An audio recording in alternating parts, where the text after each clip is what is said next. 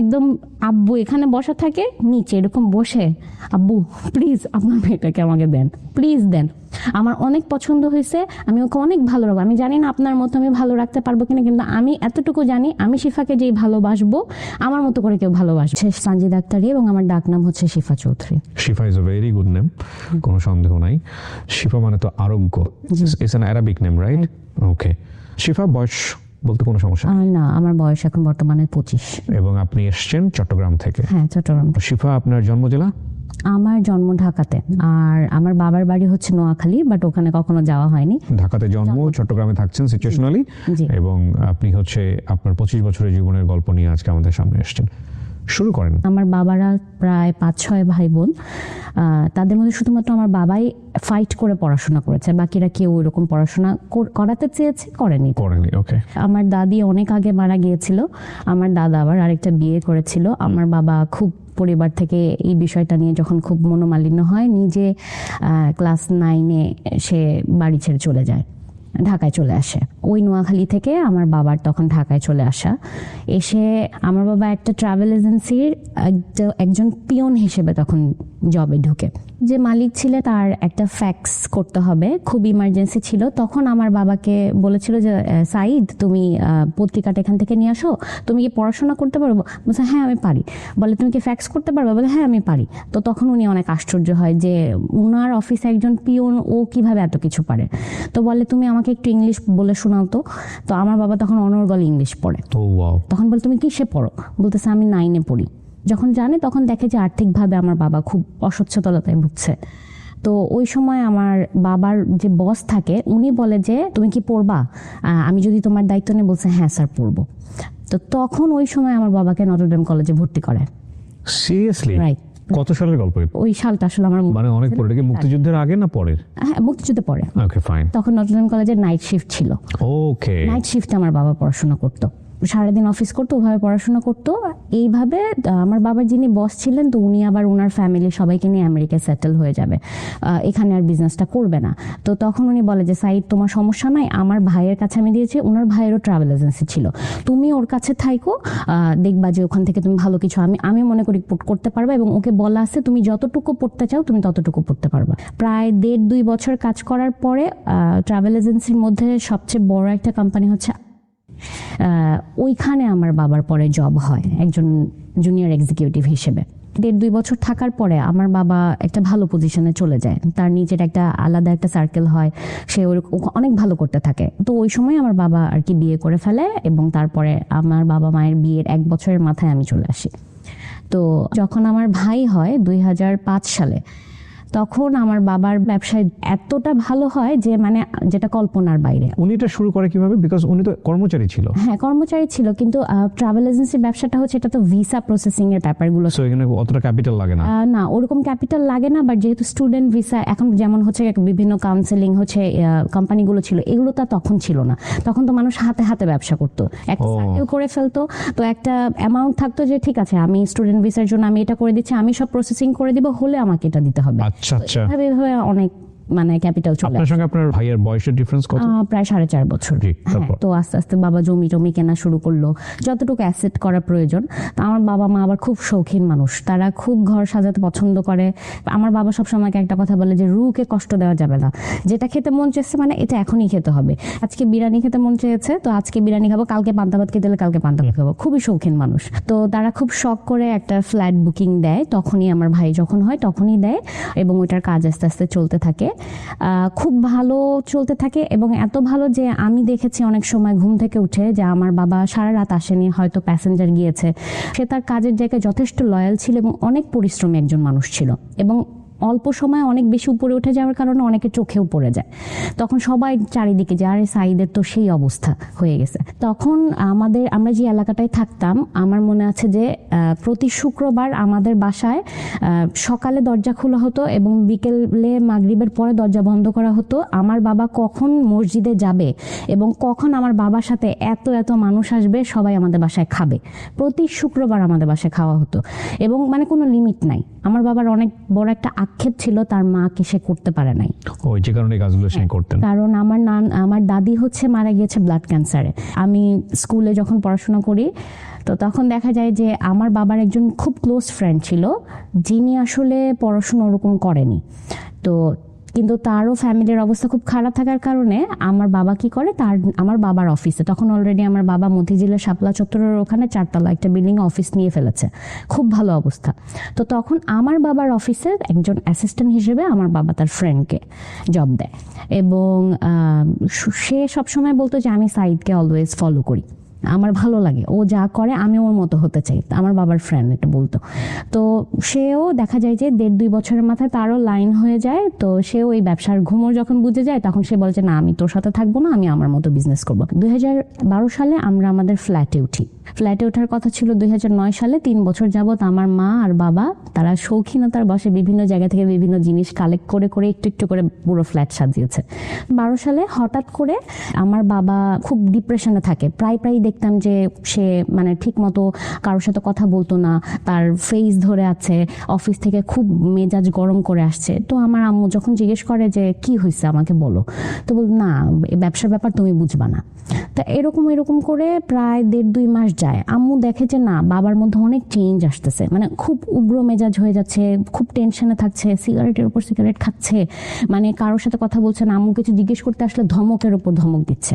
তো একটা পর্যায়ে আম্মু দেখে যে আসলে ডে বাই ডে এই জিনিসগুলো বেশি হচ্ছে, এবং আমাদের বাসায় দেখা যেত যে 2-3 লাখ টাকা এমনি ক্যাশ ফেলে রাখতো, বিপদে আপদে লাগতে পারে এটার জন্য।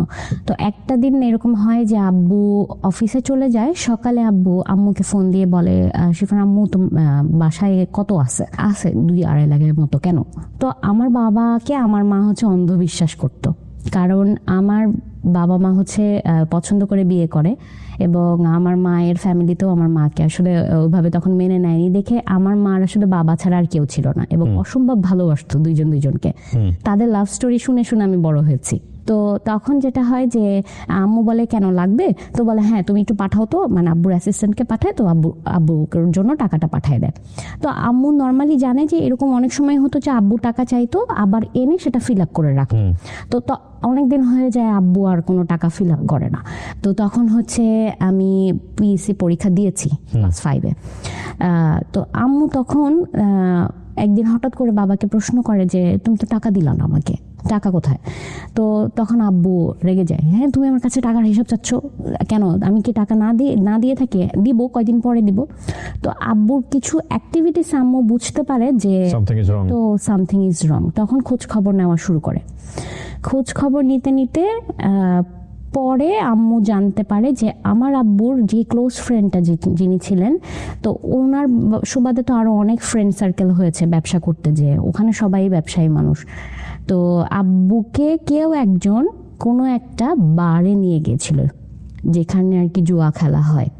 আমার বাবার কোনো বদভ্যাস নেই, শুধু সিগারেট খাওয়া ছাড়া, এবং সে এই জিনিসগুলো কখনো ছুঁয়েও দেখে না, কখনো তার এইগুলোতে ছিল না। সে প্রচন্ড পরিশ্রমী মানুষ, সকালে যেত রাতে আসতো, এসে ঘুমিয়ে যেত, এবং এতটা ভালো অবস্থা ছিল আমি দেখেছি অনেক সময় ঘুম থেকে উঠে আমার বাবা আমাদের বালিশের নিচে এরকম বান্ডিল টাকা রাখতো। মানে তার খুব শখ, এটা একটা আজব ধরনের শখ যে তার ছেলে মেয়ে টাকার বিছানায় ঘুমাবে। তো অনেক সময় হয়েছে ঘুম থেকে উঠেছে, বাবা বলেছে আম্মু একটু বিছানার বালিশটা সরাও তো, সরাই দেখছি এতগুলো টাকা। আবার অনেক সময় এমন হয়েছে রাত 2-3টা পর্যন্ত ওয়েট করতাম আব্বুর জন্য, আমার আব্বু না আসলে আমি ঘুমাতাম না, শুয়ে থাকতাম। তো তখন দেখতাম যে এরকম মোজা থেকে এরকম বান্ডিল টাকা বের করতো। তো আব্বু আম্মুকে নিয়ে অনেক ঘুরেছে, দেশ বিদেশ অনেক ঘুরেছে, আমরাও ঘুরেছি। তো তখন আমার আম্মু খোঁজ খবর নিয়ে তখন শুনে যে আব্বু এমন একটা জায়গায় যায় যেখানে তার ওই ফ্রেন্ডও আছে, এবং আব্বুকে ওখানে সে খেলাচ্ছে, জুয়া খেলাচ্ছে। আমার আম্মু তখন মানে মাথায় আকাশ ভেঙে পড়ে যে এই মানুষ তো এরকম করার মানুষ না, এটা কিভাবে সম্ভব। তখন খোঁজ খবর নিয়ে দেখে যে আব্বুর ব্যবসার অবস্থা ভালো না, এবং কিছুদিন আগেই এমন হয় আমার বাবা এত সরল মানুষ যে তার টাকার হিসাব ছিল না, কখনো টাকার হিসাব করতো না, কাউকে দিয়ে ফেললেও সেটার কোনো একটা ডকুমেন্টসে রাখতো না।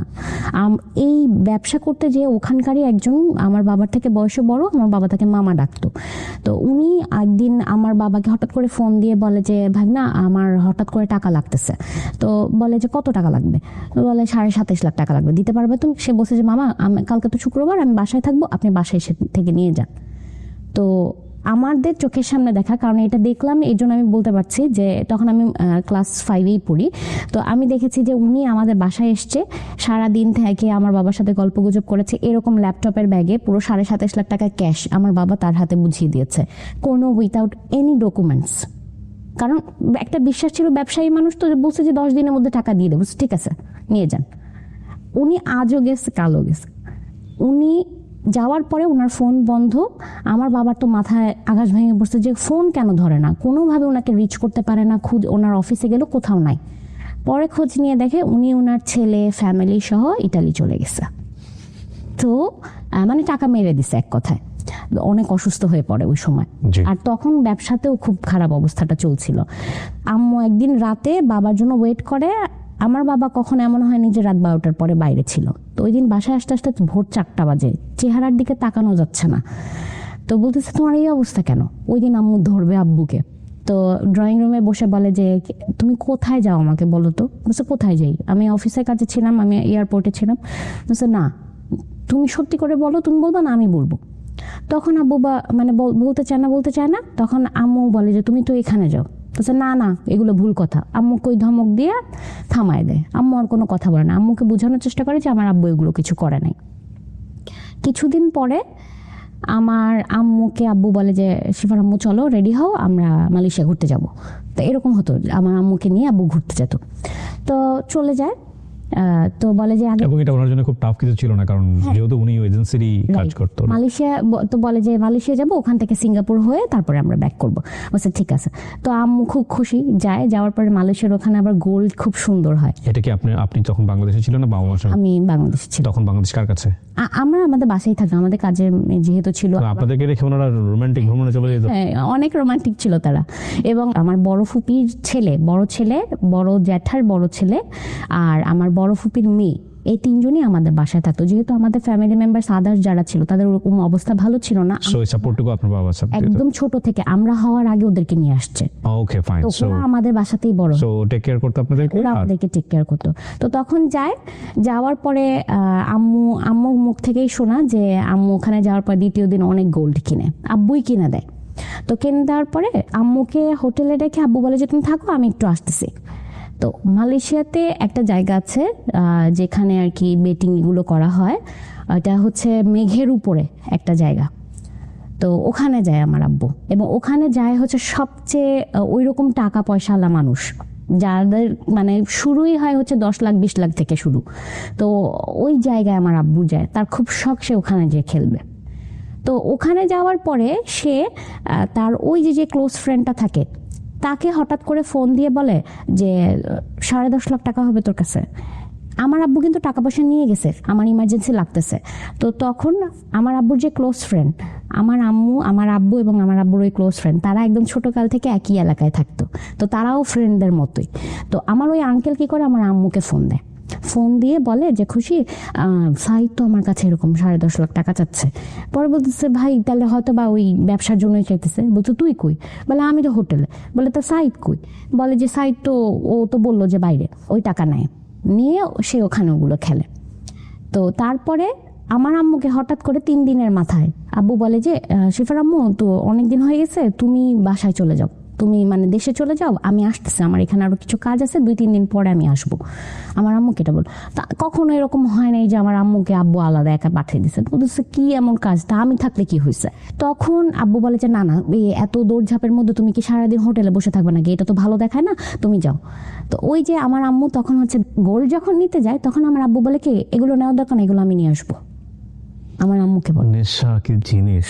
হ্যাঁ, আম্মু বলে যে কেন, আমি নিয়ে যাই, সমস্যা কি, তুমি তোমার কাজ ছেড়ে আসো। না না, তুমি নিলে এখানে ইমিগ্রেশন অনেক ঝামেলা করবে, তুমি এই বিষয়গুলো বুঝবা না, মানে সবসময় দামায় রাখতো। তো আম্মু ওইটাই বিশ্বাস করতো, আচ্ছা ঠিক আছে, হ্যাঁ হ্যাঁ, না তুমি যেটা বলছো ওইটাই ঠিক। তো আম্মু কি করে, আব্বুর কাছে দিয়ে চলে আসে। আসার পরে আম্মু আর ওই গোল্ড খুঁজে পায় না। তো যখন বলে যে গোল্ড কই, তো তখন বলে যে ওইটা ওখানে সেল করে দিছে, আমি তোমাকে এখান থেকে, আর আমার হঠাৎ করে টাকা লাগতেছে ওটা। তো বলে তো এটা কি ধরনের কথা, তুমি আমাকে বলতা। তো তখন বলে যে থাক, ওগুলা লাগবে না, আমি তোমাকে আবার কিনে দিব, সমস্যা নেই। নিয়ম মাফিক আমার বাবা অফিসে যাচ্ছে, আমরা কিন্তু এর মধ্যে কিছু হয়েছে কিনা আমরা কিছু জানি না, কারণ আমার আম্মু কখনোই বাবা মার মধ্যে যেটা হতো আমাদের উপরে সেটা আসতে দিত না। 3-4 দিন পরে দেখা যায় যে হঠাৎ করে একদিন সকালে 11টার দিকে আমাদের বাসায় একজন মানুষ আসে। উনি স্ট্যান্ডার্ড চার্টার্ড ব্যাংক থেকে আসে। আমার বাবা স্ট্যান্ডার্ড চার্টার্ড ব্যাংকের তখন ভিআইপি ক্লায়েন্ট ছিল। উনি আসে, আমার বাবা তাদের ফোন রিসিভ করতেছে না এটার জন্য। ভিআইপি অ্যাকাউন্ট হোল্ডার তো আপনি বোঝেনি, মানে স্ট্যান্ডার্ড চার্টার্ড ব্যাংকের ভিআইপি অ্যাকাউন্ট হোল্ডিং মানে হচ্ছে কিন্তু বিগ অ্যামাউন্ট অফ ডিলিং হয়, আর অ্যাকাউন্টে একটা মিনিমাম বার থাকে যে এই পরিমাণ অর্থ থাকতে হবে তাহলে আপনি ভিআইপি সুবিধাগুলো পাবেন। So basically VIP account holder বলতে এগুলো বোঝায়, আরও ব্যাংক অ্যাকাউন্ট পেতে অনেক কিছু হয়। হ্যাঁ, তো তারপরে দেখা যায় যে উনি আসে, তো উনি এসে বলতেছে ম্যাডাম স্যার আসলে আমাদের ফোন ধরতেছে না, আমরা প্রায় 3 মাস ধরে ওনার সাথে কথা বলার চেষ্টা করছি। প্রথম উনি কল ধরেছে, ওনাকে মিটিংয়ের জন্য বলা হয়েছে যে আমাদের সাথে এসে একটু দেখা করেন। তো উনি আসছে, উনি আজকে ডেট দেয়, কালকে ডেট দেয়, উনি আর আসে না। তো আমরা আসলে স্যারকে রিচ করতে পারছি না। ওনার অফিসে গিয়েছিলাম, তখন ওনাকে পাইনি। এই নিয়ে 3-4 বার ওরা চলে গেছে। তো বাধ্য হয়ে ওনারা আমাদের বাসায় আসে। তো আম্মু বলে ঘটনা কি সেটা আমাকে বলেন। তো বলে যে আসলে যে অ্যামাউন্টটা ওখানে রেখেছিল সেটা আমার বাবা একদিন উঠিয়ে ফেলেছে। তো এইটা তো ওদের জন্য মানে আশ্চর্যজনক একটা ঘটনা যে একদিনে এত টাকার কেন ট্রানজেকশন হলো। অলমোস্ট প্রায় 2.5 থেকে 3 কোটি টাকা একদিনে উনি নিয়ে চলে গেছে। এবং ওরা তো যেহেতু আব্বু ভিআইপি ক্লায়েন্ট ছিল, সেক্ষেত্রে আমার বাবাকে তারা ক্রেডিট কার্ডও দিয়েছিল একটা ভালো অ্যামাউন্টের, সেটাও সে তুলে নিয়েছে। তো সেটা তো রিফিল করতে হবে। এই 3 মাস যাবত আমার বাবা কোনো রিফিল করে নাই। এই পারপাসে আর কি তারা কথা বলবে আমার আব্বুর সাথে, কিন্তু আমার আব্বু তাদেরকে আজকে ডেট দিচ্ছে, কালকে ডেট দিচ্ছে, হচ্ছে না। আমার আম্মু রাতে বাবা যখন আসে কথা বলে, তখন আমার আব্বু স্বীকার করে যে আমার আব্বু আমার আম্মুকে বলে যে আমার ব্যবসায় অনেক বড় লস হয়েছে, আমি অফিসও বিক্রি করে দিব, আমার কোনো কিছু রাখা সম্ভব না, অনেক টাকা আমার ঋণ হয়ে গেছে। তা আম্মু বলে কি ঋণ হয়েছে, কেন হয়েছে, তোমার তো কখনো আমি এরকম দেখি নাই। তো তখন আব্বু বলে কি যে না তুমি বুঝবা না, আমি আসলে জাপানের এরকম 46টা ভিসা স্টুডেন্ট ভিসা করতে যেয়ে আমি অনেক টাকা লসে পড়ে গেছি, ভিসাগুলো হয় নাই, মানুষদেরকে আমার টাকা আরও জরিমানা দিতে হয়েছে, এগুলো বুঝায়। তো তখন আম্মু বলে এখন কি করবা, বলতেছে যে দেখি অফিস তো বিক্রি করছি। তা আম্মু বলে অফিস বিক্রি করছো তো ওইখানেই তো অনেক টাকা পাইছো, এই টাকা দিয়ে তো এটা শোধ হয়ে যাওয়ার কথা। বলে না, ওগুলা অন্য কাজে লাগাইছে। কি কাজে লাগাইছে, এত কথা তোমার শুনতে হবে না। আমার আম্মুকে সবসময় এরকম করতো। তো পরে যে আব্বু এর 10-12 দিন পরে বলে কি শিফার আম্মু একটা কথা বলবো তোমাকে। আমার আব্বুর একটা সুবিধা ছিল কি যে মানে আমার আব্বু আমার আম্মুকে যা বুঝে আমার আম্মু তাই বুঝতো। তো তখন আমার আব্বু আম্মুকে বলে যে ফ্ল্যাটটা বিক্রি করে দিই। তো আম্মু বলে যে ফ্ল্যাট কেন বিক্রি করবা, এত শখের ফ্ল্যাট, 7 বছর ধরে অপেক্ষা করছে এই ফ্ল্যাটে। এবং আমাদের যে ফ্ল্যাটটা ছিল ওই অ্যাপার্টমেন্টে শুধুমাত্র একটাই এত সুন্দর ফ্ল্যাট ছিল, আশেপাশের থেকে মানুষরা দেখতে আসতো যে, এবং ওখানে মানে যে ল্যান্ডটা যাদের ছিল আর কি, তো তারাও তো ওই অ্যাপার্টমেন্টে তাদেরও তো কিছু ফ্ল্যাট পেয়েছিল, ওরা থাকতো। ওনাদের যত মেহমান আসতো ওনারা সবাই এসে আমাদের বাসায় নক দিয়ে দেখে তো আপনাদের ফ্ল্যাটটা একটু দেখান, মানে আর সবাই এসে বলতো যে এগুলো কোত্থেকে আনছেন, এগুলো কোত্থেকে আনছে, এত শখ করে বানাইছে। এবং আমাদেরও রিলেটিভস বা আমার আব্বুর ফ্রেন্ড সার্কেল যারা আসতো এসেই মানে তখন এমন একটা নিঃশ্বাস থাকতো, মানে ওই নজরই আসলে সব চলে গেছে। তখন বলতো দেখছো সাইদের কি অবস্থা, কি করে ফেলছে, এরকম বলতো সব সময়, কই ছিল সাইদ, কি করে ফেলছে এত অল্প সময়ে, এরকম বলতো। তো তখন যেটা হয় আম্মুকে বলে যে শিফার আম্মু আমি অনেক লোনের চাপে আছি, আমাকে না হলে মানুষ মেরে ফেলবে, ইমার্জেন্সি ফ্ল্যাট বিক্রি করতে হবে, তুমি অ্যানাউন্স করো, বাসার যে বাড়িওয়ালা ছিলেন ওনার সাথে কথা বলো। তো ওনাকে জানায় যে ভাই আপনাদের যদি কোনো পরিচিত কেউ থাকে যে ফ্ল্যাট কিনতে চান, তো উনি তো আকাশে কি বলেন আপা আপনি এই ফ্ল্যাট কেন বিক্রি করবেন, বলে না আসলে আমরা আমাদের আবার সাভারে সানভ্যালিতে আব্বু জমি কিনে রেখেছিল, তো আব্বু আমার আম্মুকে আশ্বাস দেয় যে ওখানে বাড়ি করবে, তো কিছুদিন আমরা ভাড়া থাকবো, ফ্ল্যাটটা বিক্রি করবো, ওই টাকাগুলো নিয়ে ওখানে আমার আব্বু বাড়ি করবে আর কিছু টাকা ঋণ দিবে। তো তখন আম্মু ওইটা আমার আব্বু আম্মুকে যা মুখস্থ করে তো আমার আম্মু যে সেটাই বলতো, তো আম্মু ওইটাই বলছে যে আমরা ওখানে বাড়ি করবো, আমরা এটা থাক সমস্যা নাই, আবার শখ পূরণ করতে পারবো। তো উনাদেরই আবার একজন ছিল যে আর কি ফ্ল্যাট খুঁজতেছিল, ওইটা 6 তলায় একটা ফ্ল্যাট হওয়ার কথা, তো ওইটা ওনারা কিনবে। তো তখন বলে যে আমাদের এখানে একটা ফ্ল্যাট আছে, এই বাসার সবচেয়ে সুন্দর ফ্ল্যাট, আপনি কি দেখবেন? তো তখন বলে যে চলেন দেখি। ওনারা এক দেখায় পছন্দ করে ফেলে। ওনারা বলে যে কোনো দামাদামি হবে না, আপনি কত চান সেটাই বলেন। 3 দিনের মাথায় ফ্ল্যাট বিক্রি হয়ে গেছে, লস দিয়ে বিক্রি করতে হয়েছে। মানে আমার আব্বু যেই টাকা দিয়ে ফ্ল্যাটটা কিনেছে তার থেকে 6-7 লাখ টাকার নিচে, মানে সে আমার আব্বু শুনছে যে এত টাকায় উনি দিতে রাজি, হ্যাঁ ডান ডান ডান, মানে টাকা দরকার আব্বুর, আর কোনো কিছু আব্বু শুনতেছে না। তো টাকা নিয়ে বলে এত টাকা তো বাসায় রাখা যাবে না, ব্যাংকে রেখে দাও। কখনো কোথাও আমার বাবা আমার মার নামে একটা ব্যাংক অ্যাকাউন্ট করে নাই, আমাদের জন্য কোনো কিছু করে নাই। হ্যাঁ, একটা কথা শুনেছি যে আমার বাবা, আমি যখন ক্লাস 3-4-এ পড়ি তখন আম্মু বলছে যে তুমি যে এত টাকা খরচ করো, এত জনকে দাও, ছেলে মেয়েদের জন্য কি কিছু রাখতেছো? তখন বলছে তোমার এটা নিয়ে চিন্তা করতে হবে না, আমার মেয়ের জন্য 20 লাখ টাকা রাখা আছে, ও বাইরে যেয়ে পড়াশোনা করবে, আমার ছেলের জন্য 20 লাখ টাকা রাখা আছে, ওইটা নিয়ে তোমার টেনশন নাই। তো আমরা জানতাম যে ওইটা আছে, ওটা অনেক আগেই চলে গেছে ওখানে, সেটাও জানি না। তো আলটিমেটলি আমার আম্মুর হাতে আসলে কিছুই ছিল না, কিছু গোল্ড ছাড়া। তো ফ্ল্যাট যখন বিক্রি করে তখন আমরা যে আরেকটা বাসায় ভাড়া উঠি, 3 রুমের একটা বেডরুমে, ওই বাসায় আমরা ভাড়া নিই। তো আম্মু তখন বলে এখন এই টাকা দিয়ে কি করবা? তো বলে যে তোমাকে না বললাম যে সাভার ইয়ে করবো। বলে আচ্ছা ঠিক আছে। তো এরকম করে খুব সুন্দর যায়। হঠাৎ করে একদিন আমার বাবার মত বদলায়। আমার বাবা বলে সিফার আম্মু আসলে এখানে মনে হয় ব্যবসা ভালো হবে না, আমার মনে হয় দেশের বাইরে এই চলে যাওয়াটা ভালো হবে, পরে তোমাদেরকেও নিয়ে যাব। তো আম্মু বলে এটা তো ভালো কথা, আমি তো তোমাকে আজকে না বহুত আগেই বলছি, যখন তুমি এত ঘোরাফেরা করো তখনই বলছি তুমি ওখানেই সেটেল হয়ে যাও, আমরা সবাই মিলে চলে যাই, একটা ভালো ফিউচার হবে। তখন তো যেতে রাজি হও নাই। তো বলে যে জাপানে ভালো সুবিধা আছে, আমি ওখানে যেতে পারবো। তো আব্বু এই কথা বলে যে তাইলে তো টাকা লাগবে অনেক। টাকা কোথায়? ওই যে ফ্ল্যাট বিক্রির টাকা। তো বলে যে তাহলে বাড়ি করবো না? বলে না, তাহলে বাড়ি করে কি করবো, তোমাদেরকে তো নিয়েই চলে যাবো 1-1.5 বছরের মাথায়। আম্মু ওইটাই বিশ্বাস করে, বলে তাহলে কি আমি ওখান থেকে খরচ করবো? আম্মু বলছে করো খরচ।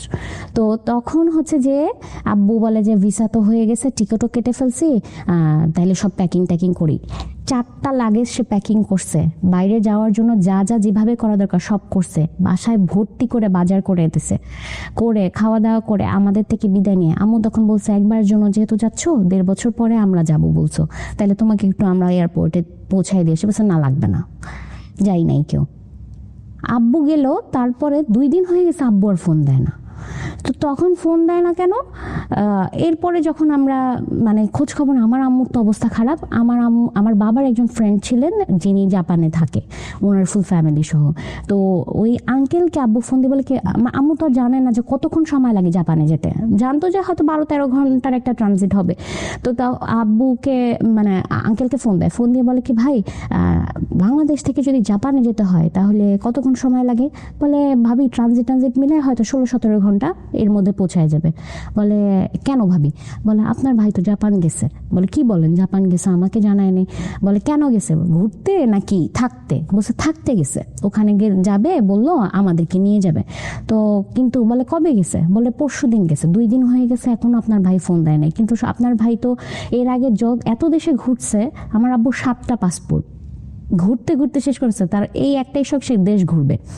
তো বলে যে এর আগে এত জায়গায় গেছে, এয়ারপোর্টে থেকেই সিম নিয়ে আমাদেরকে ফোন দিত, এবার 2 দিন হয়ে গেছে আপনার ভাই ফোন দেয় না। বলেন না ভাবি এরকম তো হওয়ার কথা না, হয়তো ব্যস্ততায় আছে, সময় করে ফোন দিবে।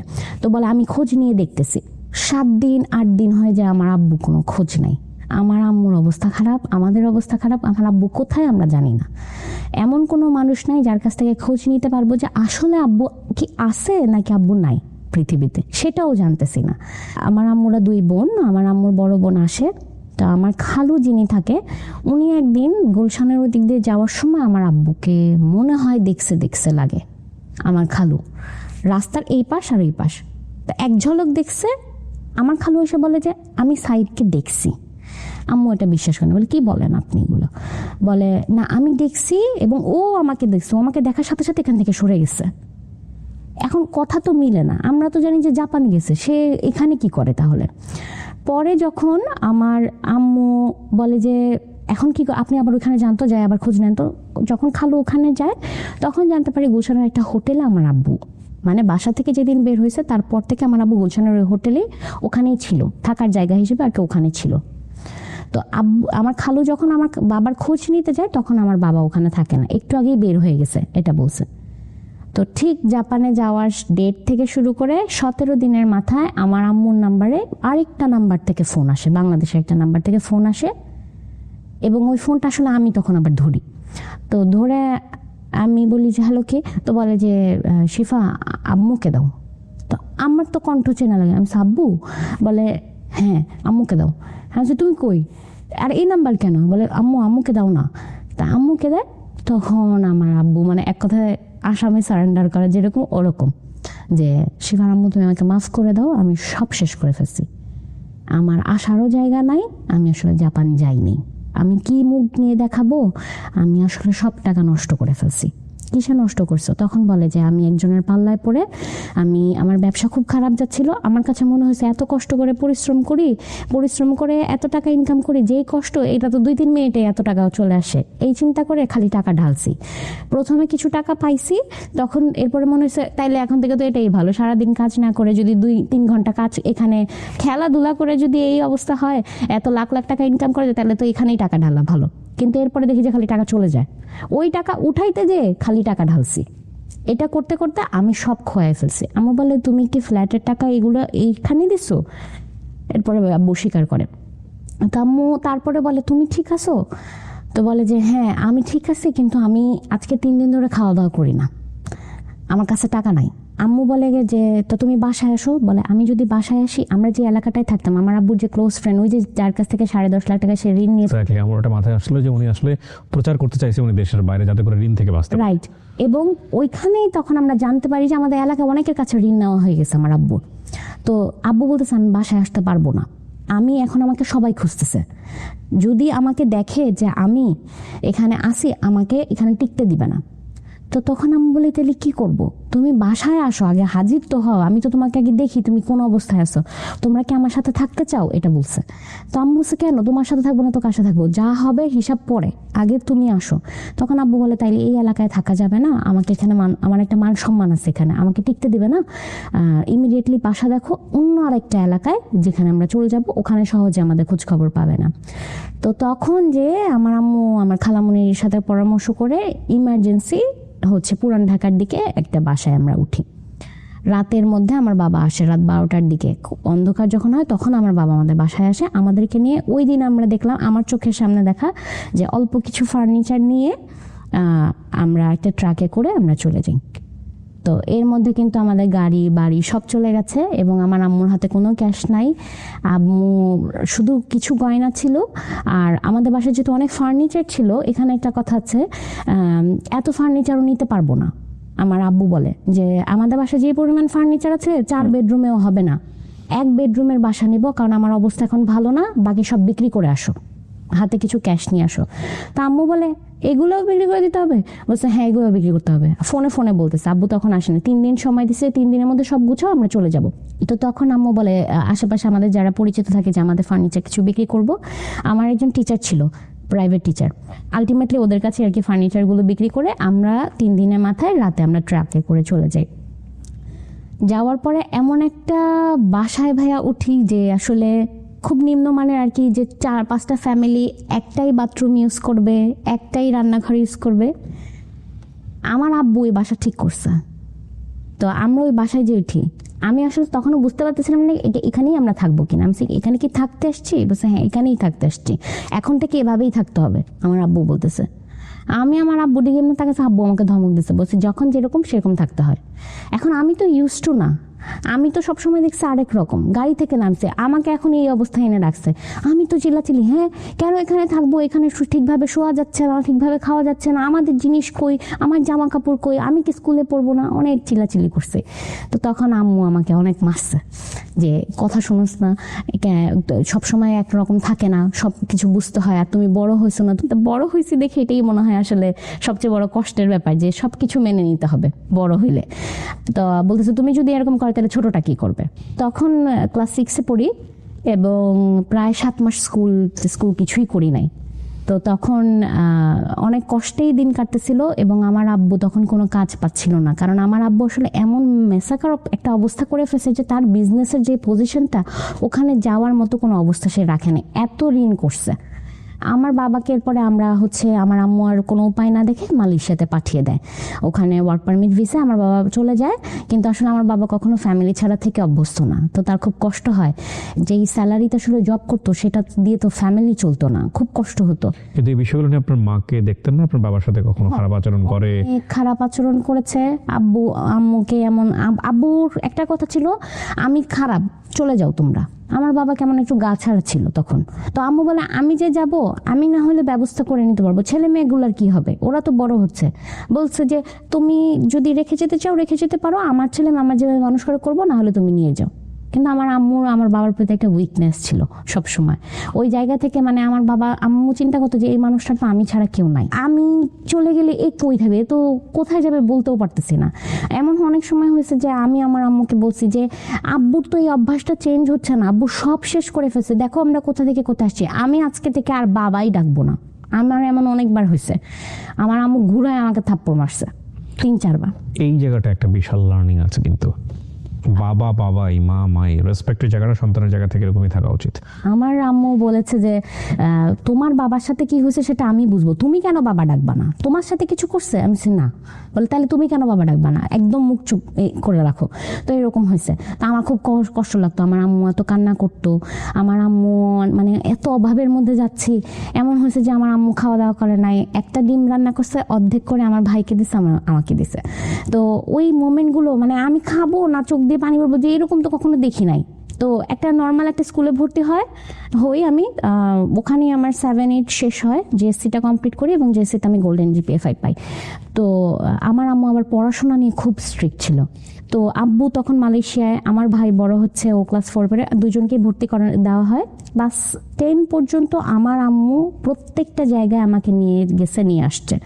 কোনো ফ্রেন্ডের বাসায় যেতে পারি নাই, কোনো ক্লাস পার্টি কখনো আমি অ্যাটেন্ড করতে পারি নাই, করা লাগবে না, খুব এদিকে খুব মানে স্ট্রিক্ট ছিল। তো ক্লাস 10-এ যখন আমি আসলে এসএসসি পরীক্ষা দিই, আমার একটু রেজাল্ট খারাপ হয়, 4.98 আসে। বাবা কি তখনও মালয়েশিয়াতে? বাবা তখনও মালয়েশিয়াতে। আমি ক্লাস 10 কমপ্লিট করি এবং তারপরে আমার বাবা আসে যখন আমি আর কি কলেজে ভর্তি হই। তো তখন একটু অবস্থা ঠিক হয় আমাদের, এবং ওই জায়গা থেকে এর মধ্যে আমরা 2-3 বার আরো বাসা চেঞ্জ করেছি, একটু একটু করে আবার ভালো অবস্থায় গিয়েছি। তো তখন যে একটা মোটামুটি একটা লেভেলে আসে, আব্বু আবার এসে এখানে এখন কাজ তো করতে হবে, ওখানেও থাকতে পারছে না, ভালো লাগে না ফ্যামিলি ছাড়া। তো তখন বলে যে ওই আবারও সেই মতিঝিলে যায়, মানুষদের সাথে মেশার চেষ্টা করে, মাফ টাফ চায় যে থাক ভাই আমাকে মাফ করে দেন, আমি ভুল করছি, এখন আমাকে কাজ না করতে দিলে তো আমি আপনাদের টাকা দিতে পারবো না, কাজ করতে দেন আমি টাকা ফেরত দিয়ে দিব। তো অনেকেই তখন আমার আব্বুকে সাপোর্ট করে এবং একটু একটু করে আবার আমার আব্বু আবার সেই ট্রাভেল এজেন্সির বিজনেসে মুভ অন করে। আমার পরিবারের যে আত্মীয় স্বজনগুলো ছিল, এই যে আমার ক্লাস 6 থেকে ক্লাস 4 পর্যন্ত যে জার্নিটা 4-5 বছরের, ভুলেও একটা মানুষ একবারের জন্য আমাদেরকে ফোন দিয়ে জিজ্ঞেস করে নাই তোমরা কেমন আছো। এবং ওই যে আব্বুর ক্লোজ ফ্রেন্ড, আমার আম্মুর এত ক্লোজ ফ্রেন্ড, কখনো কেউ আমাদেরকে দেখতেও আসে নাই, যে ওরা যে এত বছর এখানে ছিল ওরা কেমন আছে, বাচ্চাগুলো কেমন আছে, কখনো দেখতে আসে নাই। এমন হয়েছে যে খুব খারাপ সময় গেছে, আমার আম্মু এমন কিছু মানুষের কাছে টাকা ধার চাইছে কিছু কিছু সময়, যে জানে যে বলা লাগবে না, এর আগেই দিয়ে দিবে, কিন্তু ওই মানুষগুলো এত বাজেভাবে রেসপন্স করছে আমার আম্মুকে, যে আমার আম্মু মানে মুখ কোথায় লুকাবে, মানে আমার আব্বুকে নিয়ে এত বাজে কথা বলছে।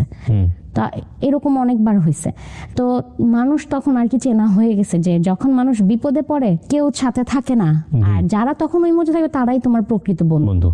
আমি ইন্টারে যখন পড়াশোনা করি, এই প্রথম আমার আম্মু আমাকে বলে যে ঠিক আছে এখন থেকে তুমি একা যাতায়াত করবা, তুমি বড় হয়েছো, তুমি বুঝো, আমি তোমাকে বিশ্বাস করি, আমি জানি যে তুমি ইনশাল্লাহ এমন কোনো কিছু করবা না। এবং আমি তো আসলে জগৎ চিনি আমার মাকে দিয়ে, এর আগ পর্যন্ত রাস্তায় যে হাঁটতে গেলেও আমি ভয় পেতাম তখন। এমন তো নতুন নতুন আমার কলেজে যাওয়া, ক্লাস করছি, রেজাল্ট ভালো হচ্ছে, সব দিকই ঠিকঠাক আছে। আমার আম্মু সবসময় আমাকে নিয়ে অনেক এক্সপেকটেশন রাখতো, এখনো রাখে, যে আমি লাইফে অনেক ভালো কিছু করব। আর আমার গায়ের রং একটু কালো ছিল দেখে অনেক সময় অনেকে এটাও বলছে যে আপনার মেয়ে তো আমার এরকম সুন্দরও না, আপনার মেয়ে গায়ের রঙও কালো, পড়াশোনাই ভালো হইলে হবে, সব দিকেই ভালো হইতে হয়, না হলে তো মেয়েকে ভালো জায়গায় বিয়েও দিতে পারবেন না। আমি যখন ইন্টার পড়তে থাকি তখন আর কি আমি একটা পার্ট টাইম একটা জবে আমি ঢুকি ইন্টারের সময়। এটা হচ্ছে একটা ফাউন্ডেশন টাইপের, বাচ্চাদের ফাউন্ডেশন, ওখানে বাচ্চাদেরকে পড়ানো যেত। তো আমি হচ্ছে এরকম শুক্র শনিবার যেহেতু আমার কলেজ বন্ধ থাকতো, আমি ওখানে যে বাচ্চাদেরকে পড়াতাম, 3,000 টাকা বেতন পেতাম। আমি আমার ইন্টারটা কমপ্লিট করি তখন আর কি করোনা চলে আসে। তো ওই টাইমে তো রেজাল্ট অটোই চলে আসে এবং আমি খুব ভয়ে ছিলাম যে আসলে রেজাল্ট কি আসে। লাকিলি আমার রেজাল্ট গোল্ডেন জিপিএ 5 চলে আসে। তো তারপরে যে লকডাউন পড়ে যায়, আব্বু যে বিজনেসটা করছিল ওটাও তো সবই বন্ধ হয়ে যায়, এখন কিভাবে চলবো? তো তখন আমার আম্মু বলে যে শিফা, পড়াশোনা করতেছো করো, তার পাশাপাশি অন্য কিছু করার চেষ্টা করো, কোন একটা কাজের সাথে যুক্ত হও, ফ্যামিলিকে সাপোর্ট দাও না, তুমি তোমারটা করতে পারলেই হলো। বিভিন্ন জায়গায় অ্যাপ্লাই করে, এখন আমি মাত্র করেছি এইচএসসি পাস, আমার কোনো অভিজ্ঞতা নাই, আমাকে কে নেবে কাজে? আমার একটা জিনিস ছিল যে আমি যেই জিনিসটাই দেখি, কোনো কিছু যদি শেখার আগ্রহ থাকে আমি খুব তাড়াতাড়ি শিখতে পারতাম। ওকে, তো আমি অনলাইনে ইউটিউব দেখে আমি গ্রাফিক ডিজাইন শিখি তখন নিজে নিজে নিজে নিজে। আমার বাসায় যেহেতু ল্যাপটপ ছিল, আমি গ্রাফিক ডিজাইন শিখে কিছু ডিজাইন করি। এরকম তখন ফেসবুকে আমি এরকম বলি যে আমি লোগো ডিজাইন করতে পারি, ব্যানার ডিজাইন করতে পারি। তো এরকম বিভিন্ন গ্রুপে গ্রুপে আমি লিখি, তো ওখান থেকে আমার ভালো কিছু ক্লায়েন্টও আসে। তো মোটামুটি একটা ভালো ইনকাম আমার শুরু হয়, কিন্তু এটা তো আসলে রেগুলার বেসিস ছিল না, আমার একটা রেগুলার বেস কাজের দরকার ছিল। কারণ আমি দেখতেছিলাম যে আসলে আম্মু যতই বলুক যে আমার ফ্যামিলিকে সাপোর্ট করতে হবে না, কিন্তু আমি যেহেতু বড় মেয়ে ছিলাম, আমার কোনো ভাই ছিল না, আমি দেখতেছিলাম আমার সাপোর্টটা করা অনেক বেশি জরুরি। তখন আমি সিভি বানানো শুরু করলাম, আমি বিভিন্ন জায়গায় অ্যাপ্লাই করা শুরু করলাম, জুনিয়র এক্সিকিউটিভ বা কাস্টমার সাপোর্ট এক্সিকিউটিভ। মানে ওই সময়টাতে আসলে প্রয়োজন ছিল আপনার ফ্যামিলিকে সাপোর্ট দেওয়া বা করাটা। প্লাস নিজেকেও সাপোর্ট করা। Right, right. বাবার ওই সামর্থ্যটুকু ছিল না। হ্যাঁ, কারণ আসলে সব কুলিয়ে উঠতে পারছিল না, সবকিছু বন্ধ, লকডাউন, কোথায় যাব কি করব। আর করোনা শেষ আপনি তখন ইন্টার পাস করেছেন না করবেন? ইন্টার পাস করে ইন্টার পাস করেছেন, ওকে জি। করে অলরেডি আমি তখন ভার্সিটিতে ভর্তি হয়েছি, বাংলাদেশ ইউনিভার্সিটিতে আর্কিটেকচার ডিপার্টমেন্টে। তো তখন আমি নিজেও পড়ছিলাম, তার পাশাপাশি হচ্ছে ওই অনলাইনে আর কি গ্রাফিক ডিজাইনে কিছু কাজ করছিলাম। এবং ওখান থেকে আর কি অ্যাপ্লাই করতে করতে অনেকগুলো অ্যাপ্লাই করার পরে একটা জায়গায় আমার আর কি জব হয়, এবং আলটিমেটলি মানে হয়তো বা ফরচুনেটলি আমার একটা ভালো জায়গায় জব হয়ে যায়, যেটা আসলে আমার ওই সময় আমার এডুকেশনাল ব্যাকগ্রাউন্ড অনুযায়ী যতটুকু পাওয়ার দরকার ছিল সেটা যেহেতু অনেক বেশি। আমি একটা ইন্ডাস্ট্রিয়াল মেশিনারিজ কোম্পানিতে, ওখানে আমার হচ্ছে সিনিয়র এক্সিকিউটিভ হিসেবে জব হয় সেলস অ্যান্ড মার্কেটিংয়ে। তো তখন আমি ওখানে কাজ করতে থাকি। তো ওখানে মেইনলি হচ্ছে বেসিক স্যালারির পাশাপাশি আবার কমিশন বেসডও ছিল, সেল করতে পারলে একটা ভালো কমিশন যেহেতু ইন্ডাস্ট্রিয়াল মেশিনারি, সো কমিশনটাও ওরকম একটা ভালো অ্যামাউন্ট ছিল। তো আলটিমেটলি ওই পারপাসে তখন আমার অনেকের সাথে পরিচয় হয় কাজের জায়গায়। আমরা বেসিক্যালি যে ফার্মাসিউটিক্যাল কোম্পানিগুলো আছে ওখানে আর কি মেশিন সাপ্লাই দিতাম। তো ওখানে অনেকের সাথে তখন আমার পরিচয় হয়েছে, এর মধ্যে জিসকা ফার্মাসিউটিক্যালে ওখানে আমার খুব ভালো একটা বন্ডিং হয়েছে। ওখানে জব করতে থাকি এবং আমার ফ্যামিলিকে দেখা যায় আমি সাপোর্ট করি। তারপরে কিছুদিন পরে আমার যখন ভালো লাগে আমি আবার একটা জবে সুইচ করি। লাইফ নিয়ে তখন এত বেশি ফ্রাস্ট্রেটেড ছিলাম, পড়াশোনা তারপরে নিজের জব হ্যান্ডেল করতে হচ্ছিল। 22 সালে লাস্টের দিকে আমার বাবা স্ট্রোক করে, ব্রেন স্ট্রোক করে। আমরা সাথে সাথে ডাক্তারের কাছে নিয়ে যাই, তখন বলে যে মাইনর স্ট্রোক, কিন্তু ঠিক 16 দিনের মাথায় আবার আরেকটা মেজর স্ট্রোক করে। এবং তখন আমার আব্বু এক কথায় বলতে গেলে বেডেই পড়ে যায়, কিন্তু প্যারালাইজ হয়নি, তার ব্যাকবোনে প্রবলেম হয়েছিল। তো ওইভাবে আসলে কাজ টাজ করতে পারছিল না। তো আমি তখন আমার বাবাকে বলি যে আমি তো অনেক ভালো হ্যান্ডসাম অ্যামাউন্ট, একটা ফ্যামিলি চালানোর জন্য যতটুকু দরকার তার চেয়ে তো অনেকটা বেশি আমার অলরেডি ইনকাম চলে আসছে, তো আমি যেহেতু পারছি আমি করি, তুমি টেনশন করো না। আমার আব্বুর জন্য আসলে আমাদের এই অবস্থা, এটা সে মেনে নিতে পারে না, স্টিল নাও এখনো মেনে নিতে পারে না। এই মানে অপরাধ বোধে ভুগে যে তার জন্য তার সন্তানরা সাফার করতেছে। আমি যেখানে জব করতাম, তো ওখানে 1.5 মাস যাওয়ার পরে একদিন আর কি আমার অফিসে আর কি আমাদের ব্রাঞ্চে আসে একজন। তো উনি হচ্ছে আরেকটা ব্রাঞ্চের ম্যানেজার থাকে, উনি আবার তখন ওখানে নতুন জয়েন করেছে, ওনার আগে আমি জয়েন করেছি। তো উনি যখন আসার পরে পরিচয় হয়, লোকটা দেখতে আর কি একটু জাপানিজ টাইপের লাগে আমার কাছে, মানে একটু চাকমার মতো ফর্সা একজন লোক, মানে আমার ভালো লাগে নাই। তো উনি এসে খুব হাম্বল ভাবে ওনার প্রেজেন্টেশনটা দিচ্ছে যে আমার নাম এটা, আমি এইগুলো করেছি। আমি ওনাকে পাত্তাও দিইনি, মানে হ্যাঁ আসছি, উনিও তো আমাদের মতো একজন কলিগ, তো বুঝছি তো উনি ম্যানেজার, তো কি হয়েছে, তো যাক গেল। তো যেটা হয় যে ওই দিন বিকেলবেলা আমরা অফিসের নিচে যখন আমরা চা খেতে যাই, তখন ওখানে উনি থাকে। তো উনি কি করে, চায়ের বিলটা দেয়। আমার এটা মেজাজ খারাপ হয়ে যায় মানে উনি যে চেয়েছে হ্যাঁ হ্যাঁ, উনি আমাদের সাথে কোনো কথা বলে না। আমার সাথে আমার আরো 2জন কলিগ ছিল, মেয়ে কলিগ ছিল, আমরা চা খাই, টাকা দিতে নেই, তখন মামা বলে যে না চায়ের টাকা দেওয়া হয়ে গেছে। কে দিল চায়ের টাকা? মামা দিছে। আমার কাছে মনে হচ্ছে লোকটা আমার দিকেই বারবার তাকাচ্ছে, তো আমি ইগনোর করে চলে গেছি। তো পরের দিন আমরা আবার আমরা আরেক কলিগকে নিয়ে মজা করার ইয়েতে আমাদের আরেকজন কলিগ আবার উনার ফেসবুক আইডি নিয়ে আসে। তো আমরা সবাই ওনাকে রিকোয়েস্ট পাঠাই। তো নতুন ম্যানেজার আসছে, এটা নিয়ে আর কি নিজেদের পার্সোনাল আর কি কমেডি করতেছিলাম যে লোকটা দেখতে জাপানিজের মতো, হ্যাঁ ওর সাথে ওনার সাথে যদি তোকে বিয়ে দিয়ে অনেক মানাবে। তো এরকম মজা করতে করতে আমিও রিকোয়েস্ট পাঠাই, কিন্তু আমি কিন্তু কথা বলি নাই। তো উনি আমাকে বলে যে চায়ের ট্রিটটা কেমন ছিল। তো আমি বলছি যে হ্যাঁ থ্যাঙ্কস ফর দ্য ট্রিট। আমি এটা বলি, বলে একটা কথা আছে। আমি জি বলেন। Will you marry me? কি বলে এগুলা? আমি আপনি আমাকে চেনেন? বলছে না, আমি আসলে সরাসরি আগে এটা বলছি কারণ আপনাকে দেখে মনে হয়েছে যে একেই আমি বিয়ে করব, এর জন্য আমি তো বিয়ের জন্য পাত্রী খুঁজতেছি। আর আপনার সাথে আমার পরিচয় হয়েছে, আপনি আমাকে দেখছেন গতকালকে, কিন্তু আমি আরো 15 দিন আগে আপনাকে দেখছি। আমি তো কোথায় দেখছেন 15 দিন আগে? বলে আপনি যখন অফিসে উঠতেছিলেন তখন আমি ইন্টারভিউর জন্য আসছিলাম, এবং আপনাকে তখন দেখাতেই মনে হয়েছে যে এই মেয়েটাকেই আমি বিয়ে করব। এবং 15 দিন পরে উনি যখন জয়েন করে তখন আর কি আমার সাথে কথা হয়। তো আমি তখন বললাম যে আমি তো আপনাকে পছন্দ করি না, আপনি আমাকে চেনেন না জানেন, আগে দেখেন, কথা বলেন তারপরে। তো বলে সমস্যা নাই, আপনি সময় নেন, কথাবার্তা বলি, তবে করলে বিয়েই করব, এইটা ফাইনাল। আচ্ছা ঠিক আছে, দেখা যাবে। তো এরপরে এই মাঝে মধ্যে টুকটাক কথা হয়, কিন্তু আমি আসলে সত্যি কথা বলতে খুব ইগনোর করতাম।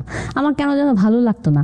তো আমি সবসময় এটা ভাবতাম যে আমি যদি আসলে কোনো রিলেশনশিপে জড়িয়ে যাই বা আমি যদি বিয়ে করে ফেলি, তখন আমার ফ্যামিলিকে যদি আমি সাপোর্ট না করতে পারি, ওই ইন্টেনশন থেকে মানে একদম ঠিক করে রেখেছিলাম যে আমি পড়াশোনা শেষ করব, তারপরে যে আগে একটা ভালো পজিশনে যাব, তারপরে যে বিয়ে করব। তো আমি কথাগুলো ওনাকে জানাই যে দেখেন আমার পক্ষে তো আসলে এখন বিয়ে করা সম্ভব না, আমার তো এখনো পড়াশোনা শেষ হয়নি। তো উনি বলছে যে বিয়ের সাথে তো এগুলো কোনো কানেকশন নেই, পড়াশোনার জায়গায়, ক্যারিয়ারের জায়গায়, বিয়ের জায়গায়। আমি নর্মালি যেহেতু হচ্ছে জবও করতাম, তার পাশাপাশি কিন্তু আমার ওই যে অনলাইনের কাজগুলোও চলছিল। আমি আবার তখন আমার নতুন ক্লথিং বিজনেস শুরু করি 2023 সালে জানুয়ারিতে। তো আমার আসলে সবসময় ডিজাইনের প্রতি একটা ভালোবাসা কাজ করতো, যদিও আমি ডিজাইনের এডুকেশনাল ব্যাকগ্রাউন্ডের না। আমি দেশীয় ড্রেস নিয়ে কাজ করা শুরু করি তারপর, এবং দেখলাম যে মোটামুটি খুব ভালো একটা আমি রেসপন্স পাই। আমি 22,000 টাকা দিয়ে ব্যবসাটা শুরু করেছিলাম প্রথমে। আমার জবও চলছিল, বিজনেসও চলছিল। এর মধ্যে যখন উনি আমাকে বিয়ের প্রপোজাল দেয়, আমি আসলে বুঝতে পারছিলাম না যে আমি কি করব, মানে কি সিদ্ধান্ত নিলে আসলে আমার জন্য বেটার হবে। আমি যদি এই মুহূর্তে বিয়ে করি তাহলে যদি সব বন্ধ হয়ে যায়, কারণ আশেপাশে তো অনেক খারাপ খবরও শুনি যে মানে বিয়ে করে সব জায়গা থেকে আলাদা করে দেয়। তো ভালোটা না আর মাথায় আসতেছিল না যে ভালোও তো হইতে পারে। তো আমি ওনাকে যখন সবকিছু বলি, উনি বলে যে আপনি সময় নেন, সমস্যা নেই। আমি বলছি যে ঠিক আছে, আমি দেখবো যে আপনি আমাকে ট্রাস্ট আনতে পারেন কিনা। তো এবং আমি দেখি যে আমার কাছে এই একটা মানুষকে এখন অব্দি আমি যত মানুষের সাথে মিশছি, চলার খাতিরে, কাজের খাতিরে, সবচেয়ে ডিফারেন্ট মনে হয়েছে। এতটা রেসপেক্ট আমি কখনো অন্য কারো থেকে পাই নাই, যতটা রেসপেক্ট উনি আমাকে করছে। সো ফার্স্ট লুকে ভালো লাগেনি, কিন্তু অ্যাটিটিউডও ভালো লেগে গেছে। হ্যাঁ, তো উনি আমাকে প্রচন্ড রেসপেক্ট করছিল সবকিছু। আবার একটা সময় আবার ডাউটও হচ্ছিল যে এগুলো কি আপনি অভিনয় করছেন, অতিভক্তি চোরা লোক দেখেন পরে কিন্তু আবার যদি অন্যরকম হয়। তো উনি একদিন কান্না করে দিয়েছে যে আমি এরকমই। আমি বলছি আচ্ছা ঠিক আছে, দেখা যাক। তো বাসায় আমি জানাই বিষয়টা। আমার বাসায় যখন জানাই, আমার আব্বু আম্মু পছন্দ করে নাই। কেন? এরকম হুট করে তো কোনো কিছু হয় না, তুমি আরো দেখো জানো, একটা ভুল সিদ্ধান্ত নিলে কিন্তু জীবন শেষ। তো সো বি কেয়ারফুল। তো সামহাও তাদের আর কি পছন্দ হয় নাই। তারপরে যখন শুনছে ছেলের বাড়ি চিটাগাং, তার মানে ছেলে তো বিয়ে করে চিটাগাং নিয়ে যাবে, নেওয়ার সম্ভাবনা বেশি, তো মেয়ে তো আলাদা হয়ে যাবে। এইটাই মেনে নিতে পারতেছে না। এত আদরের মেয়ে, ভাবছে যে এলাকায় বিয়ে দিবে, গলিতে গলিতে থাকবে, তো সেটা তো আর হবে না। এই জন্য না চিটাগাং ছেলের কাছে বিয়ে দেবো না। তো আমি ওনাকে বাসায় জানাই। পরে উনি বলে যে আপনার আব্বুর সাথে আমাকে একটু কথা বলার ব্যবস্থা করে দেন। আমার আব্বুর সাথে দেখা করার ব্যবস্থা করে, আমার আব্বু তাকে চরম অপমান করে প্রথম দিন, বুঝাই দেয় যে না, আমার মেয়েকে আমি দিব না। আমার সাথে সাথে আমার অফিস থেকে বের হয়ে আমার মানে জোরাজোরি করে, প্লিজ একটু আমি আপনার আব্বুর সাথে আরেকবার কথা বলতে চাই। আবার এসে আমার আব্বুর সাথে এরপরে বলে, মানে একদম আব্বু এখানে বসা থাকে, নিচে এরকম বসে, আব্বু প্লিজ আপনার মেয়েটাকে আমাকে দেন, প্লিজ দেন, আমার অনেক পছন্দ হয়েছে, আমি ওকে অনেক ভালো রাখবো। আমি জানি না আপনার মতো আমি ভালো রাখতে পারবো কিনা, কিন্তু আমি এতটুকু জানি আমি শিফাকে যেই ভালোবাসবো আমার মতো করে কেউ ভালোবাসবে না। তো পরে বলতেছে আর টাকা পয়সা নিয়ে সমস্যা নাই, আমি হয়তো এখন যতটুকু ইনকাম করতেছি ইনশাল্লাহ আগামীতে আপনি দোয়া করলে আমি আরো বেশি ইনকাম করব, আপনি কোনো টেনশন করেন না, আপনার মেয়েকে আপনাদের থেকে আলাদা করব না, শুধুমাত্র আপনার মেয়েটাকে আমার কাছে বুঝাই দেন। তো তখন আমার আব্বু বলে যে ঠিক আছে আমি চিন্তা ভাবনা করে দেখি। উনিও ওনার ফ্যামিলিতে জানায়। এর মধ্যে আমি হচ্ছে এই যে আজকে আমার যে লুক, আমি পর্দা করার চেষ্টা করছি বা যেটা, এটা আমার হাজবেন্ডের মাধ্যমেই। ওকে, আমি আগে যেভাবে চলতাম আর এখন সেটা যারা আমাকে চেনে তারা দেখবে যে একদমই ডিফারেন্ট। সেটা আমার হাজবেন্ডকে খুশি করার জন্য আমি করিনি, আমার হাজবেন্ডের ফ্যামিলি একটু ওরকম ইসলামিক মাইন্ডে, সো আপনি অ্যাকসেপ্ট করেছেন। রাইট। সে আমাকে এমনভাবে এনভায়রনমেন্টগুলো ক্রিয়েট করেছে যে আমি ফিল করেছি যে দুনিয়াতে আল্লাহ ছাড়া আর কেউ তোমার আপন না। আমি এটা ফিল করছি এবং আমি এটা ফিল করছি যে আল্লাহর কাছে যেটা চাইলে পাওয়া যায় আর কারো কাছে সেটা চাইলে পাওয়া যাবে না। মানুষের কাছে চাইলে অপমানিত হতে হবে, কিন্তু আল্লাহর কাছে চাইলে আল্লাহ 10টা দরজা খুলে দেয়। আলহামদুলিল্লাহ আমি এটা সবসময় একদম গর্ব করে বলি যেটা আমার হাজব্যান্ডের উসিলা হয়ে আসছি আমি, উনি আমাকে হেল্প করেছে। তো বিয়ে হয়ে গেল আপনাদের? আমি আসলে অনেক ফ্যামিলির অ্যাগেন্স্টে আমি একই বিয়ে করবো, কারণ আমি একটা সময় রিয়েলাইজ করছি যে this is the right person. তো তখন আমার কাছে মনে হচ্ছে যা কিছু হবে হবে, যাই এবার লাভ দিই। ইন্টারেস্টিং বিষয় বলি, পৃথিবীতে যে কোনো জিনিসই, প্রাণী হোক আর বস্তু হোক, প্রথমে যদি সেটা নেগেটিভ থাকে আপনার কাছে, লাইক ভালো লাগতেছে না, এরপরে যদি সেটা আপনার ভালো লাগে বিশেষ কোনো কারণে বুঝে শুনে, ওটা কিন্তু মারাত্মক ভালো লাগা হয়। আলহামদুলিল্লাহ মানে এত ভালো একটা ফ্যামিলি পেয়েছি যেটা আমি আসলে কখনো কল্পনা করিনি, আর আমার বাবা মাও চিন্তা করে নাই। আর যেখানে আর কি আমাদের একটা স্ট্রাগল লাইফ গিয়েছে, তো তখন অনেক মানুষ বলছে যে মেয়েকে কিভাবে বিয়ে দিবে, কই যে পড়বে, কি করবে, সেখানে তো আমার আসলে সন্দেহটা আরো বেশি ছিল। কিন্তু যে দেখছি যে শাশুড়ি, এটা তো শাশুড়ি নাই, তো বেস্ট ফ্রেন্ড। কত বছরের সংসার? সংসার হচ্ছে 2023 সালে শুরু হয়েছে, ফেব্রুয়ারি দিকে। সংসার শুরু হলো মাত্র শুরু হলো। আপনার বেবি আছে? বেবি আছে 9 মান্থস রানিং। মাশাআল্লাহ মাশাআল্লাহ। মেয়ে? মাশাআল্লাহ। একটা মজার বিষয় দেখেছেন আজকের এই গল্পে যারা এতক্ষণ ছিলেন, শুরু থেকে শেষ পর্যন্ত এন্ডিং কি এটা নিয়ে একটা প্রশ্ন উঠছিল, রাইট? কিন্তু গল্পের মধ্যে একটা অদ্ভুত রকমের ফ্লো ছিল। গল্পের মেসেজটা আসলে কোথায়? সেটা হচ্ছে ফ্যামিলি কতটা ইম্পর্ট্যান্ট একটা মানুষের জীবনে। ওনার বাবার গল্পটাই আসলে গল্প এখানে। এই যে আপনার বাবার যে গল্পটা, এটা আপনার শ্বশুরবাড়ির পক্ষের লোকজন জানে? হ্যাঁ জানে, এবং they accept it very well. অনেক ভালোভাবে অ্যাকসেপ্ট করেছে, কারণ আমার বাবা তো ভুলটা শুধরে আবার ঠিক হয়ে গেছে, এই জন্য অ্যাকসেপ্ট করেছে। যে কারণ মানুষের জীবনে এরকম উত্থান পতন থাকে, আমাকে বলছে এগুলো কোনো ব্যাপার না। This is the story. একটা লাইনেই গল্প শেষ। মানুষের জীবনের ধরেন ফাইট করার বেশ কয়েকটা লেভেল থাকে। কি কি দিয়ে মানুষ ফাইট করে? প্রথমত হচ্ছে তাকে সুস্বাস্থ্যের অধিকারী হতে হয়। থাকে না, দিন এনে দিন যারা খায় তারা তো স্বাস্থ্যের উপরে নির্ভর করে বেশিরভাগ। তারপর আসলে মেধার জায়গায় আপনি শিক্ষার কথা বলতে পারেন। সব কিছু যখন একটার পর একটা ফেল করতে থাকে, তখন হচ্ছে লাস্টলি আমরা যদি বলি, যদিও এগুলো এভাবে লেয়ার করা থাকে না, তারপর আমরা বোঝানোর জন্য বলছি যে আসলে এই ইনস্টিটিউশনটা কতটা ইম্পর্টেন্ট। সেটা হচ্ছে ফ্যামিলি। সবাই দুনিয়া এক সাইড হয়ে গেছে, ফ্যামিলি আপনাকে অকুণ্ঠ সমর্থন দিয়ে যাবে। হ্যাঁ, শাসন করবে, বোঝাবে, বলবে, মতের বিরুদ্ধে যাবে, কিন্তু কখনো ছেড়ে দেবে না। দেখুন, ওনার বাবা যে অবস্থায় চলে গিয়েছিল, ওনার মা যদি ওনার বাবার প্রতি সে রেসপেক্টটা সবসময় না রাখতো, ভালোবাসার জায়গাটা যদি না থাকতো, শ্রদ্ধার জায়গাটা যদি সেখান থেকে বের হয়ে আসতো, তাহলে হয়তো এই ফ্যামিলিটা অন্যরকম একটা স্ক্যাটার্ড অবস্থায় চলে যেত। কিন্তু দিন শেষে তারা গিভ আপ করেনি, তারা রেসপেক্টের জায়গাটা ঠিক রেখেছে। এই গল্পের আরেকটা চমৎকার জায়গা ছিল, যখন ওর ভেতর থেকে ফিল করা শুরু করেছে যে আগের অবস্থা কি ছিল, এখনকার অবস্থা কেন বাবার জন্য এরকম হলো। সুতরাং বাবার সাথে ওর একটা অন্য ধরনের ইরেসপেক্ট একটা সম্পর্ক গ্রো করার সম্ভাবনা তৈরি হচ্ছিল। সেখানে ওর মা কিন্তু ফুল স্টপ দিয়ে দিয়েছে, না, বাবাকে রেসপেক্ট করতে হবে, বাবা মানে বাবা। এবং আপনি দেখেন খুব চমৎকারভাবে ওনার একটা ফ্যামিলি শুরু হয়েছে, এবং সেখানেও খুব শাশুড়ি বা শ্বশুরপক্ষের লোকজন এবং ওনার হাজব্যান্ড সবাই অসাধারণ মাপের মানুষ। আমরা দোয়া করি এগুলোতে নজর না লাগুক এবং এই সংসারটা সবসময় সুন্দর থাকুক। এবং আজকের এই গল্প থেকে আমাদের অনেক কিছু নেবার আছে। উনি নিজেও কিন্তু এখন অনলাইনে বোধহয় একটা বিজনেস করেন, রাইট? হিজাব এবং বোরকা কাস্টমাইজ আমি ডিজাইন করে থাকি, নিজে করেন। এখান থেকেও কিন্তু উনি 6 ডিজিট আর্ন করেন, ওনার ফ্যামিলিকে উনি কন্ট্রিবিউট করছেন। পাশাপাশি আপনার হাজবেন্ড তো জবও করছে, আমার হাজবেন্ড একটা রিমোট জব করছে, সংসার খুব ভালো চলছে। কিন্তু এই যে সংসারের মধ্যে কোনো মানুষ ভুল করে ফেললে, বড় আকারের ভুল হয়ে গেলে, আনইমাজিনেবল ভুল হয়ে গেলে, তাকে সংসার বিবর্জিত করে দেয়া বা এমন পরিস্থিতি তৈরি করে দেওয়া যে বাইরে চলে যাও, এই পরিস্থিতিটা যাতে কখনোই না হয়। মানুষের জীবনে ভুল থাকবে, মানুষের জীবনে অন্যায় থাকবে, মানুষের জীবনে ভুল শোধরানোর পথও থাকবে, এবং যতক্ষণ পর্যন্ত রিয়েলাইজেশন আছে ততক্ষণ পর্যন্ত এই মানুষটা খারাপ মানুষ না। সে হয়তো সাময়িক ভুল করেছে, তারপরে সে ফিরে আসবে। সেজন্য আমাদের সবাইকে ধৈর্য ধরতে হবে।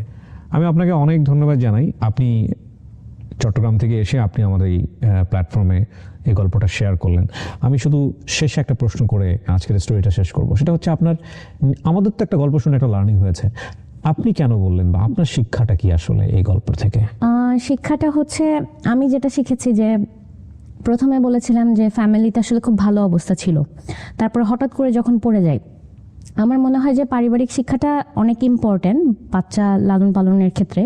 সেখানে আসলে প্রত্যেকটা বাচ্চাকে ছোট থেকে শেখানো উচিত যে যে কোনো পরিস্থিতিতে খাপ খাওয়াতে হয়, না হলে ওদেরকে যদি যা চাই আমরা সাথে সাথে যখন দিই, তখন কিন্তু ওই বাচ্চাটা যখন একটা সময় পরে যে আর পায় না, তখন সে অনেক